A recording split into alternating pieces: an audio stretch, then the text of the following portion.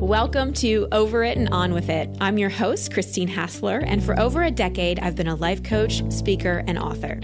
Each week, you'll hear me work directly with a caller as I coach them through a goal they want to accomplish or an obstacle they may be facing. I'll provide a blend of practical and spiritual advice, as well as tangible actions you can apply to your own life. Now, let's get on with the episode.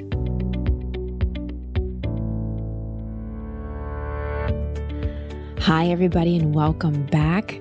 I'm actually recording this episode on Christmas Eve day.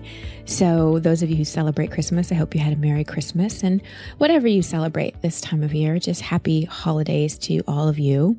This show is just such a gift to me. I was talking to one of my friends last night about one of my favorite things about this year, and launching this podcast and being able to coach people on the air and connect with all of you has absolutely been my professional highlight this year. I just have such a smile on my face, and I love doing it so much that I'm actually sitting in the corner of a hotel lobby right now.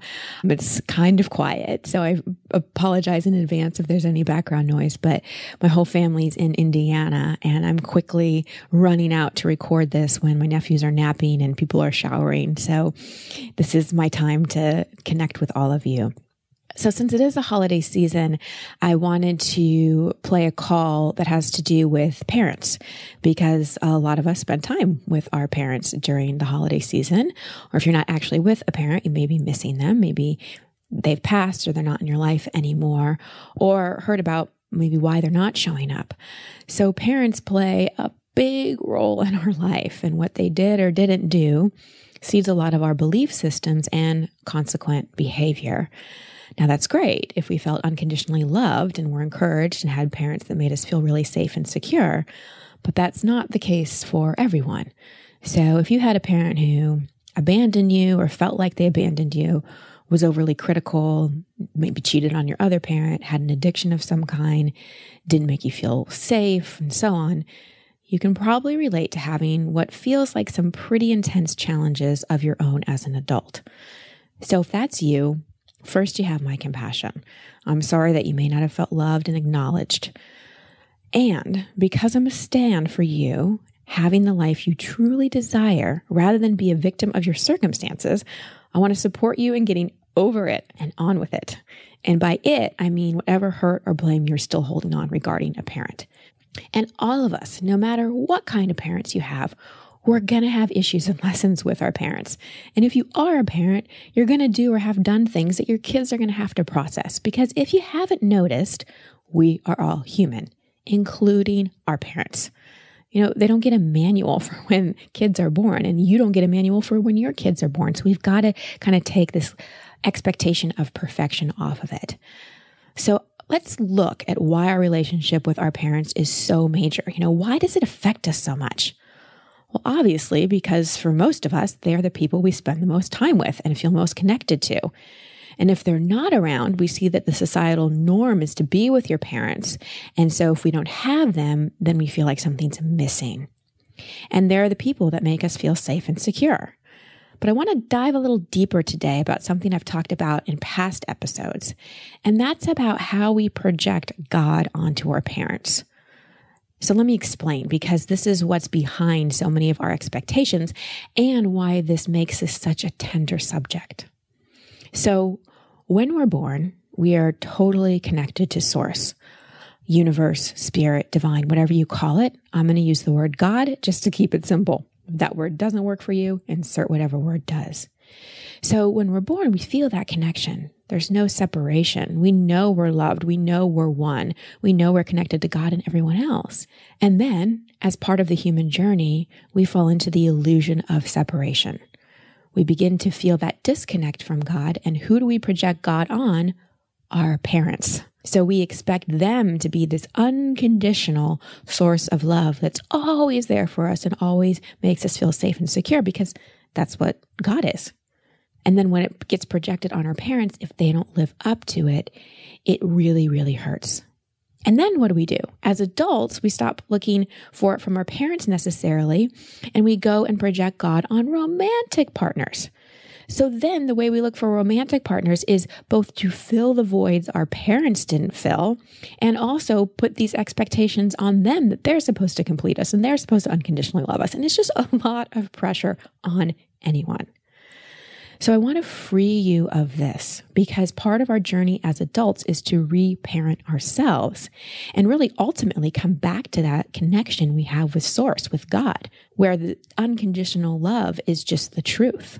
Remember, your parents aren't God. Please stop putting that expectation on them. As an adult, it's your responsibility to heal those wounds and really let go. Otherwise, you're constantly going to be searching in the wrong place. So have compassion for them, compassion for their journey. And you'll hear me coach our caller Sam on how to do this in today's call. So as you are listening, consider, do you feel like you have a lot of awareness, especially about your past and your relationship with your parents, but nothing is really changing in your present? Are you a coach or in the self-help profession like today's caller is, and perhaps hold yourself to a higher standard that you should be over things and know better? Are you still longing for something that you did not get from your parents, hoping someday you will? Are you chasing it in romantic situations but keep getting hurt? Do you continue to hope that parent changes and shows up differently and continue to get hurt and disappointed and left with an expectation hangover? Do you find yourself irritable or short-tempered with others and you're frustrated because you know that's not who you are and you don't want to be that way? So keep these questions in mind as you listen to my session with Samantha. And remember, you are invited to my winter retreat. Well, you ladies are. Sorry, this one's just for the ladies.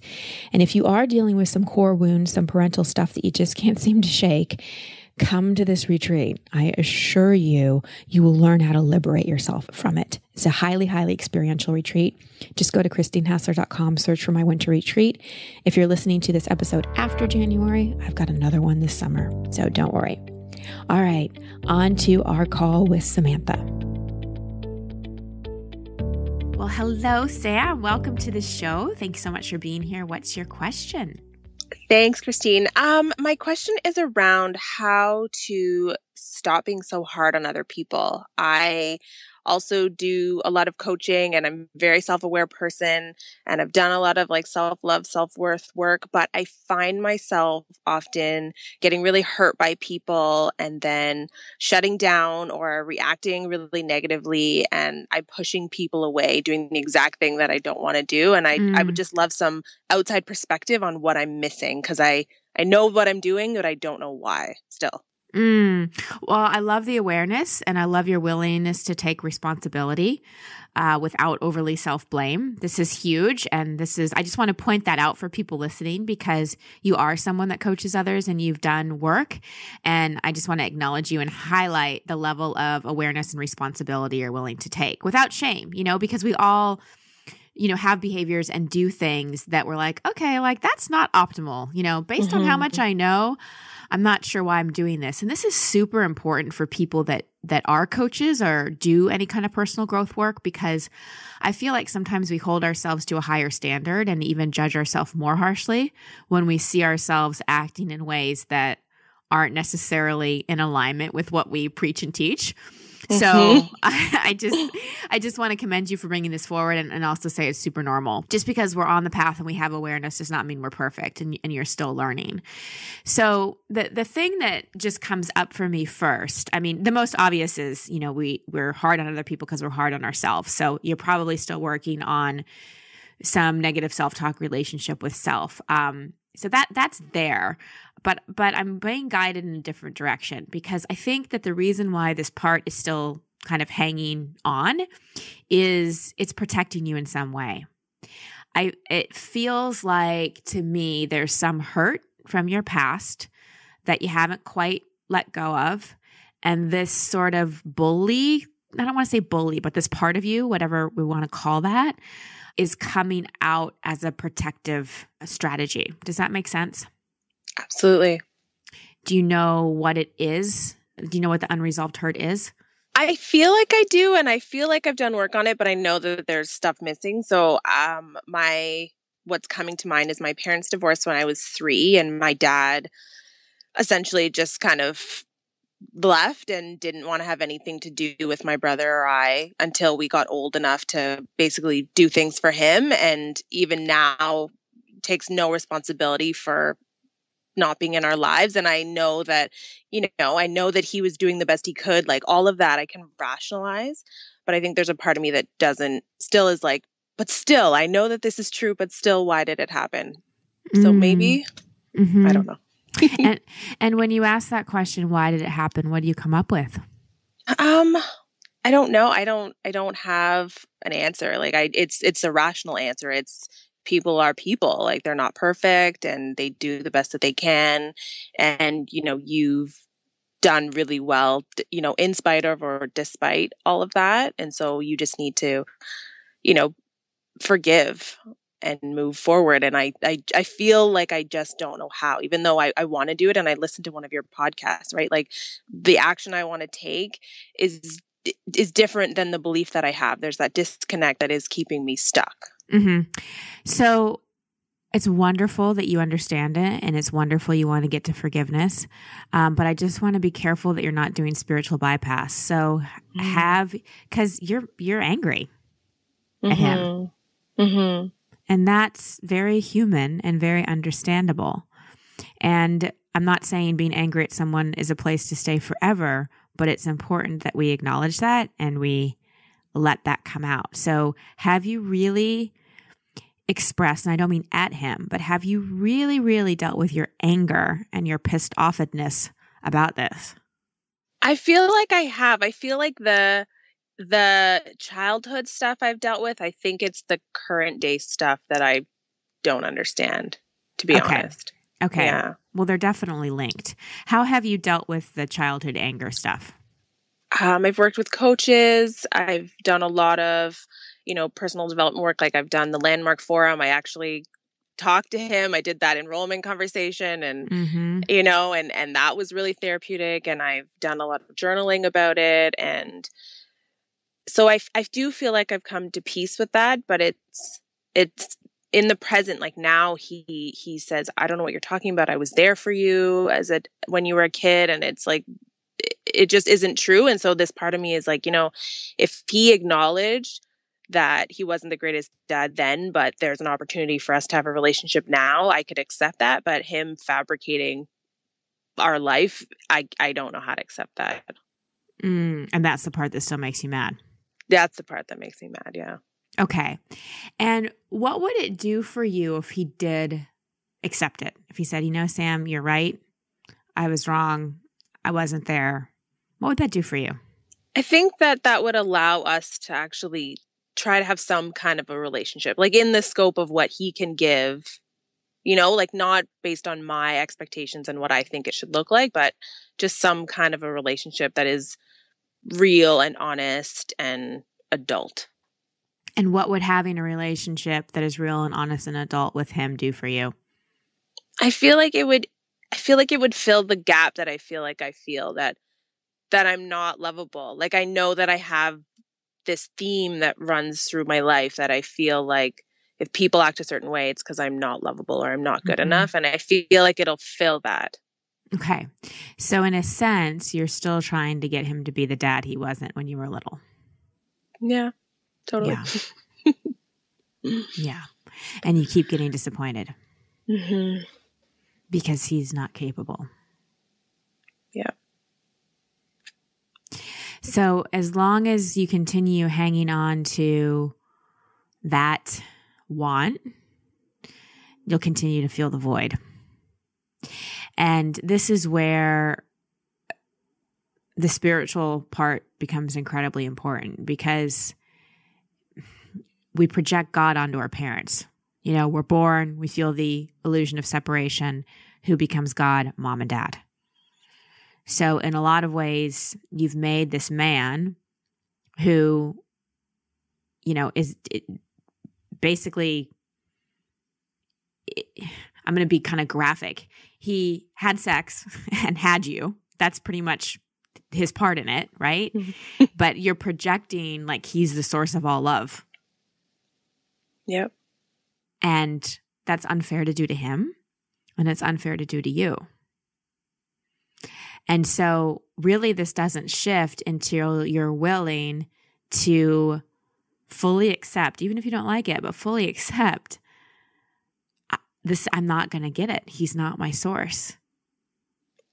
And yeah, I agree. And I guess I just don't know how to do that, and I've cut my relationship with him because it feels better for me to not interact with him. Like it feels, but then, I feel guilty about that, or, then I think, what if he passed away? How would I feel? And it's like, I don't know how to really accept.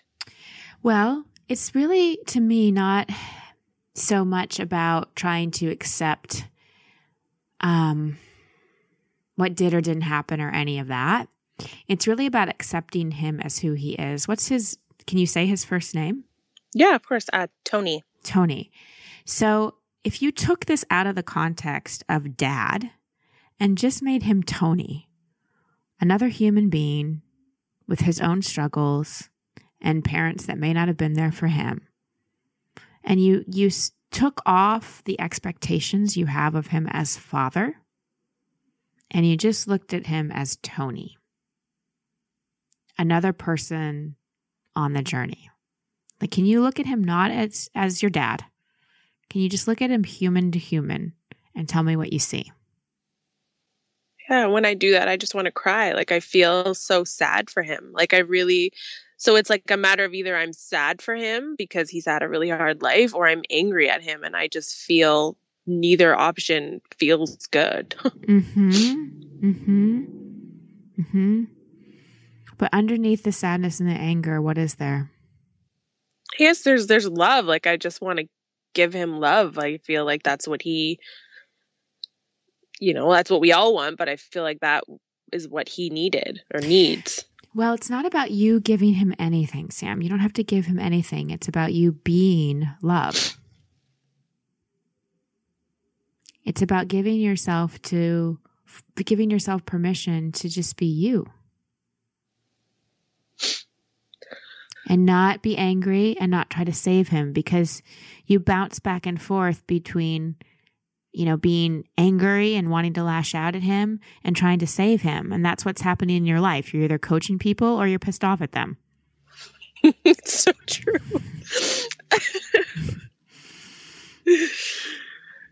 Yeah, that's very true. Mm-hmm. And, you know that coaching people isn't about saving them. It's about really seeing the truth of who they are and helping them remember. And it's about not having any expectations of someone. Yeah, I need to do some work with that. Mm-hmm. Because it's a theme, it's a pattern in my life. My original question was going to be around men, and I attract men that are exactly like my dad, where I feel like I need to prove to them that I'm so great and that they deserve love and they can love me. And it's just this pattern that just keeps showing up. Yep. Well, and how wonderful, like how wise of your soul and you to have this pattern to try to heal this core issue about dad. Like, that's great. That's great. But you can either keep playing the pattern out, or you can do something drastically different in terms of your relationship with dad. And the biggest thing is to let him off the hook for being your dad. Just take that responsibility out and really go to the source of the divine Father. Whatever your spiritual practice is, that's your source. And so it's time for you to, and I'm going to be a little direct here, I hope that's okay, to not be lazy when it comes to your spiritual practice. I actually don't have one, which is one thing I wanted to talk to you about. There you go. There you go. So this is, it's very interesting, the different things that bring us back to God. And insert whatever word works for you if God doesn't work. But again, like, we all are born feeling that connection to source, and then things happen and we feel separated, and our whole life is about trying to get back to that. So your setup in this life was through your dad. And, you keep trying to fix this dad-daughter relationship that isn't fixable, because it's like I say, you're trying to go to a Chinese restaurant when you want nachos. Like, your dad isn't capable of being the person you want, at least not now. Who knows? Down the road, things may change. He may shift. But it's not your job to wake him up. Right. And it's also not your right to expect him to change just because he gave birth to you. See, it's like we project these expectations onto people that gave birth to us, that they're supposed to be this certain way, and a lot of times they're just not, they just can't. And we can either spend the rest of our lives upset about it and trying to change it and trying to have the relationship we didn't have with them as kids now, or dating people that are just like them and trying to get it that way. Or we can just accept it and go, all right, how do I want to reparent myself? And how do I want to connect back to source? So I stop trying to get love from someone or something outside of me. Yeah. Yep. I think I've been resisting that, because I think that advice is exactly what I need. And I was hoping I could do it another way. Why? I don't know. I mean, I guess there's a part of me that's, scared that I'm going to do it and it's not going to work. I'm going to put my energy into something and I'm going to be in the same place. And then, as a coach, I'm going to feel like I'm not walking my talk, or that what I believe doesn't work. I guess that's a lot of it. Mm-hmm. I hear you. But here's the thing. When you really put your energy into something that's in the right direction, has it really ever not worked? Like putting your energy into patterns that just loop. I can see how that wouldn't work. But when you've put your energy into something that was more in the direction that you wanted to go, if you look back at your life, I bet it has worked. It has. Yeah, it definitely has. So why would this be any different? I don't know. And I did so much work on myself and healed a health condition. I'm not a stranger to hard work, and yet I have this block around this, and I can't figure out why. Because, sweetheart, this is a hard one. Really grieving that we didn't have the relationship with a parent. It's a big owie. Because the thing is, why this is so hard to let go of is because some part of you still has hope. Mm-hmm. Totally. That he's going to come around and be the daddy that you want. Yep. It's true. Yeah.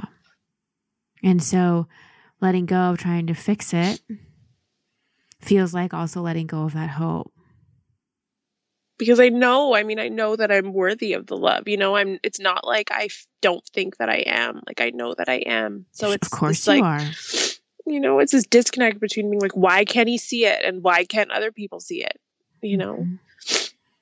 Mm-hmm. And a lot of times people see things, but it doesn't mean they act differently. A lot of times love scares people. And I'm sure that there's a lot of people who do see you and do love you in your life. When I'm not being really mean to them yet. Mm-hmm. Mm-hmm. Mm-hmm. And then when you stop playing out this pattern, that will change. Mm-hmm. So how do I start? How do I develop a spiritual practice? How do I stop resisting it? Well, the first thing I would do is just write a letter that you don't mail to your dad about how you're just letting it go. You're just letting go of the expectations you have of him. And you're just letting him be him. And just let yourself grieve that. Let yourself cry. And if the anger comes up, let yourself hit and scream and yell into a pillow. Move that energy out of your body. That's important. Mm-hmm. And then in terms of the spiritual practice, the best way to start is just in this place of surrender. Kind of go, help. Whoever, whatever, I don't know what to call you, God, universe, source. this is my way of praying. Show me, guide me. I'm willing. And just see what happens. But honestly, like, I could recommend lots of different spiritual practices to you. But the first thing is really just to get on your knees and ask for help and ask to be shown. And then you'll start to see that all of a sudden, like, someone will mention a teacher, or a book will jump out at you, or you'll hear something, or you'll be invited to some event. Okay. But your willingness, which I really feel from you, Sam, like I really feel your heartfelt willingness, your willingness will lead the way. Because it's not my right to tell you what your spiritual practice is. That's something that's so sacred and so intimate to you, and something to discover on your own. But start with asking. Okay. Does that make sense? 100%. No, 100%. Yeah. And I just want to say, you have my compassion, and I'm sorry that Tony wasn't the dad that you wanted him to be. And on some level, you picked him. You picked him. And healing this is going to give you such a depth of compassion, not just for him, but for others. And that irritability and that frustration and that meanness that you judge about yourself, that will start to go away. But remember, compassion is being with suffering. It's not fixing it. It's not making it wrong. It's not judging it. It's not feeling sorry for it. It's just being with. And so that's the biggest thing to do with yourself right now, is just to have compassion. Yeah, absolutely. So once again, I am so touched and grateful to have such vulnerability on this show. The courage always touches my heart, and I want to thank Samantha for being willing to really go for it on the call. So as you heard in the call, the love we feel like we didn't get as a child will be something we will continue to chase, usually unsuccessfully, until we let go of wanting it, start giving it to ourselves, really feel that connection back to God, and then we start opening up to all the other sources of love around us. You know, I often say we have to stop going to Chinese restaurants when we want nachos. Your parents are who your parents are. They can give you some things. They may not be capable of giving you other things. Stop going to them for the other things. Find other people in your life who can fulfill that. But remember, first, it comes from having that loving parenting relationship with yourself. So there were lots of roads to go down in this session with Sam, and if I had her for longer, I would have. So I want to address some of the issues that came up that we didn't fully explore now. First, I talked about how she may be using self-criticism as protection. That way she's really, really hard on herself, and then that leaks out to being angry and irritable with others. So a lot of times when we feel like we didn't get the love we want, we're kind of meaner to ourselves on the inside as a way to protect ourselves. It's like, all right, well, if I'm mean and make myself miserable on the inside, then anything that happens on the outside isn't as disappointing. And then the other thing underneath that is, when we feel hurt, we also a lot of times feel angry. And women especially aren't so great at processing anger. Sam talked a little bit about how she did Landmark Forum and some other things. And I've done Landmark Forum, and it's a beautiful thing. And it's also highly mental. And sometimes we just need to really feel the anger and get it out in a therapeutic, cathartic way. And that's where the emotional section in Expectation Hangover is really, really useful. So if you relate to kind of feeling irritable, angry, like you snap at people, like you may have some unprocessed anger or hurt, I highly, highly, highly recommend the emotional section of Expectation Hangover and use the temper tantrum technique. I know it sounds silly, but trust me, it works. The other thing I really wanted to emphasize is the difference between awareness and integration. And I know a lot of you, especially a lot of you that listen to this show, you've done a lot of personal growth work. You really could analyze yourself to death, and you're like, oh, but why aren't things changing? And it's because it takes actually changing behavior. Knowing's not enough. So for example, in Samantha's case, she had the awareness about her relationship with her dad, but her behavior hadn't changed because she hadn't fully forgiven him. And she also was still going back to him. She kept going back to that Chinese restaurant wanting nachos and bouncing between feeling sorry for someone, which isn't compassion, that's sympathy, and being angry at them. So for her, it's really shifting her behavior, deepening in her spiritual practice, accepting her father for who he is, giving up any kind of fantasy of him ever changing. So that's where integration really happens, when we really change behavior and get to deep levels of acceptance and forgiveness. So remember, your life does not have to be about finding ways to fill and heal your childhood voids and wounds. Do the work now to parent yourself so that you can truly live into your full potential. And now I want to leave you with some action steps and takeaways to help you implement what you learned today. Number 1, what are you still looking for from your parent? What do you still want? What are you still hoping someday you get? And what do you need to let go of? 2, how can you see your parents through eyes of compassion? What is their human story? When looking at their choices, don't just say, oh, people do what they do. Be compassionately curious so you can understand their behavior and stop taking it so personally. And remember, just because someone isn't acting the way you want doesn't mean they don't love you. I've talked to so many parents who've told me with tears in their eyes how much they love their children, even though their behavior did not seem like they did. People really are doing the best they could. So consider that your parent or parents loved you the best they knew how. Now you know better.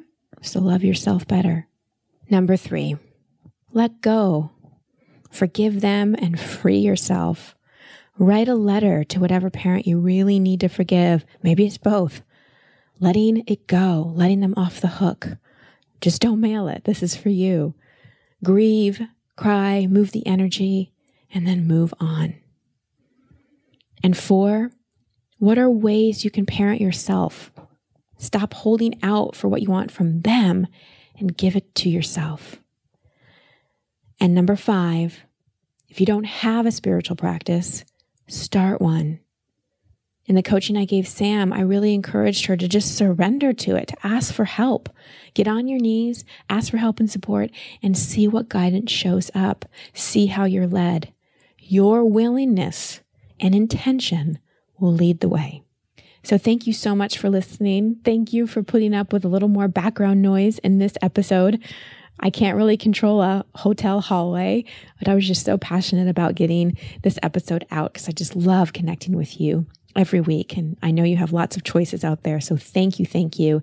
And please go on the iTunes review page and rate and review the show if you're enjoying it. It means so much to me.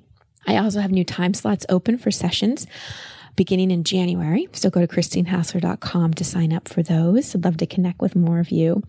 And while you're there, register to receive my free weekly blogs and videos. It's always free content for you to be who you are, do what you love, and have what you want. Sending you so much love. Until next week. Thank you for listening to Over It and On With It. I love hearing from you, so please post your comments or questions at ChristineHassler.com/podcast. That's also the place you can sign up to receive coaching from me in an upcoming episode. And if you love this show, please share it and subscribe in iTunes. You can find all my social media handles and sign up to be part of my community at ChristineHassler.com. Until next week, here's to getting over it and on with it. Much love and many blessings.